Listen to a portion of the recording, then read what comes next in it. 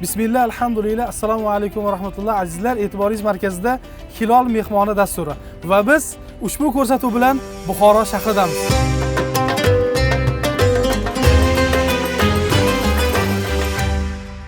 Hilol nashr Buxoroda ochilishi qay darajada muhim deb o'ylaysiz? Ochilgan har bir kitob do'koni, chiqqan har bir kitob bu millatning baxti.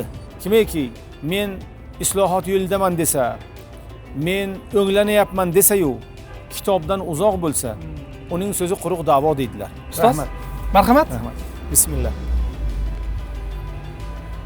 Assalomu alaykum ustoz.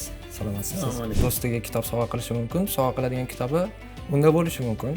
O'shani oldini olgan holda o'zimiz chiqarganmiz sovg'a sertifikati. Hozir birovga aytib bersam, o'rtog'imga shuni, u sertifikatni olib keladi-yu, xohlagan kitobni olib ketadi.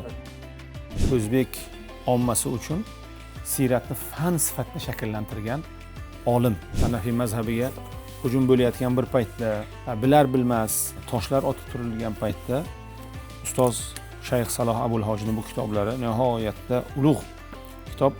Qatorimiz arab tili darsligi. Arab dunyosida ham bu yo'lni tutgan qomuslar bisyor emas.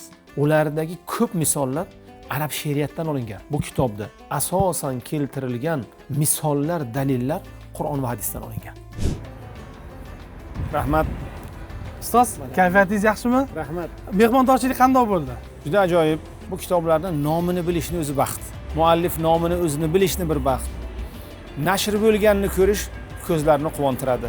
Hilol nashr do'konidan sizga bir qancha kitoblar bor ustoz. Alloh taolo xayrli qilsin, barakotli qilsin, manfaatli qilsin. Xush kelibsizlar.